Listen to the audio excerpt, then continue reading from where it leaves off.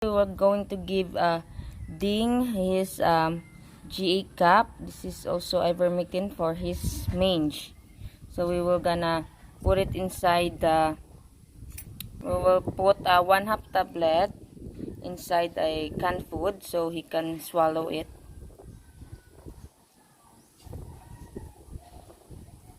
Okay, it's good. So we will now give it to Ding.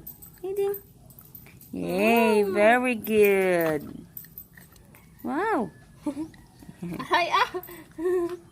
Give it at 9 a.m. So this is already noon, so we can give this allergy is we will give it once a day.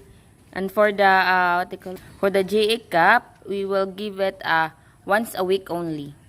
So now we will give it the animal science allergy is. Hey, Ding. Ding. Ding, ding, ding, ding. Yay. Very good. No, Ivy. Very good, Ding. Yay. So we also buy this Dog's Choice anti-mange soap for him, but we will not going to give him a bath today because it's been raining and it's very cold. Hi.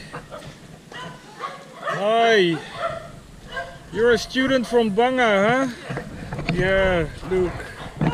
All the dogs are really friendly. Show me. Oh my god, that is still a small one. Yeah.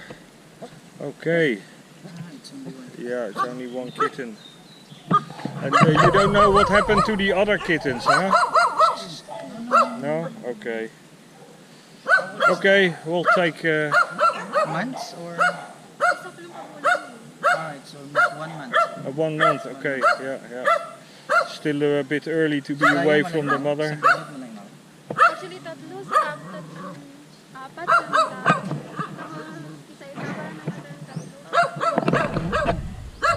So, she said that I'm going to get 4 kittens. But the others died, you said, huh? Yeah, okay. Alright, let's take it. Yeah. You want to leave the basket with us, or? Dagon mo pa or ibilin mo lang? Yeah, okay. Right. Oh, thank you. What's your name again? Daisy. Okay, thanks Daisy.